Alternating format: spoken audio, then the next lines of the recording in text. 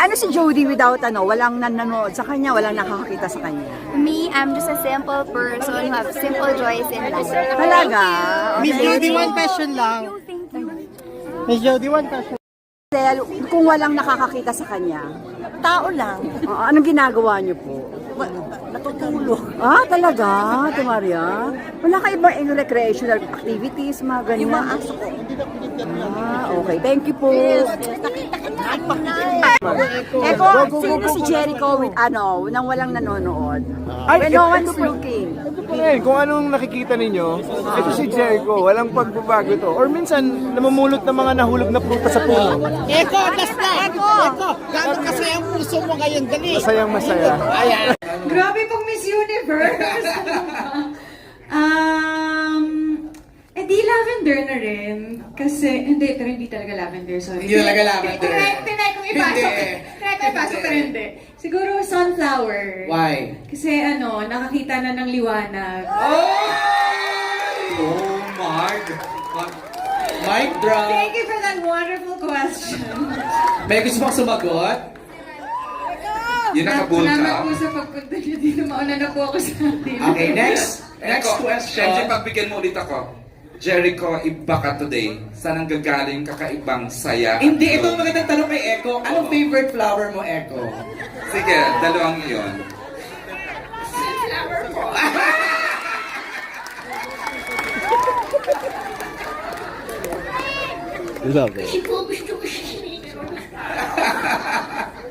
Saan ang gagaling kakaibang saya? Sobra kang nag-share ng sobra na we never saw you this before. Pero ngayon, ang saya-saya ng mo, Echo. Sorry, may press con pala. Ano po yan? Saan ang gagaling kakaibang saya mo ngayong araw? Ngayon, of late, from the junket. Ako ba, Eric? Hindi, siya. Yung camera mo. Miss Kylie nakatingin sa akin. I'm just really very happy. On the professional side, I'm so happy to be with these guys, like right now. My team is here, they're so happy. I know. I love them. But on the personal side, all of these people that I work with love her. Oh my God, ulit! So it just feels light, you know what I mean? Everything just feels light, if you know what I mean. Yes. So, we're professionals on set. We can joke about it off screen, but when we start there, so it's just like there's a really good balance. Echo, just stay happy. We're so happy for you, I swear. Okay, MJ, it's... Gosh, I'm stumped. Bakit nga kay Echo mo natanong Big C? Basta lang. But yeah, sure. I'd like to pass this microphone to to the two girls later. Pero I'm very far from my character talaga. I don't like revenge. I don't take revenge. But siguro kung magre-revenge talaga ako, siguro ngumunyain ko yung tao. Tapos magiging dinosaur ako. I'm kidding. I'm just kidding. But I guess the best form of revenge is to not give power to this pain or whatever was negative was inflicted towards you. Don't give it life, don't give it power, and just use it to become a better person. Or you can be the dinosaur and squeeze it and bite it.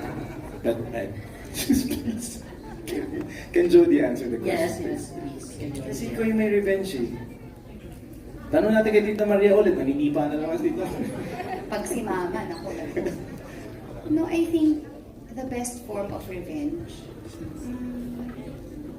I think just to parang sa akin, just to stay silent when somebody expects you to be enraged.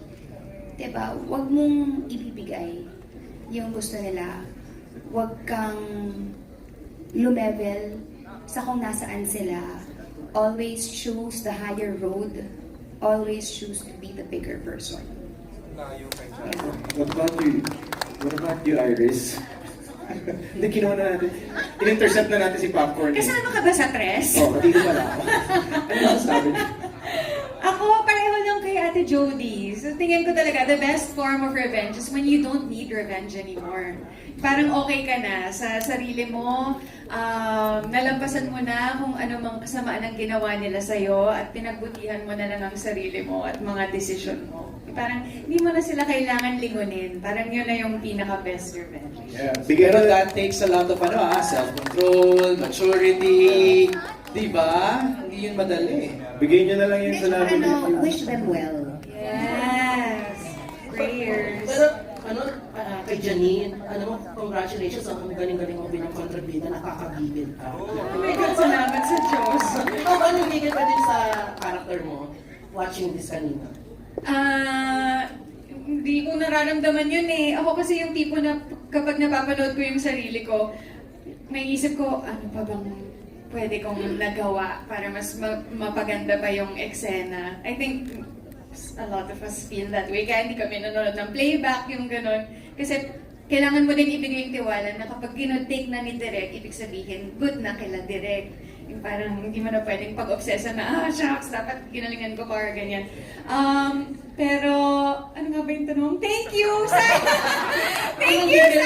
Sana nga talaga manggigil kayo. Ako mas nanggigil ako kay Tyrone eh. Kasi nakita ko yung mga panluloko niya. Tapos in the end, parang gusto ko nang kumampi kay Lavender. Parang litong-lito na ako sa nararamdaman ko. Pero sana nga po manggigil kayo. At salamat talaga kay Direk Manny at kay Direk Jojo and Sir Rondel and Miss Kylie sa walang sawang tulong at pagpapaliwanag sa akin bilang first time ko talaga gumanap ng parang ganitong klaseng role. So, salamat. Grabe, dalawang beses mo na nabanggit yung Bakit yung ulo ko sa mga yung sinabi? pangloloko Ano? Parang dalawang beses mo na nabanggit yung pangloloko. Ay, ganun ba?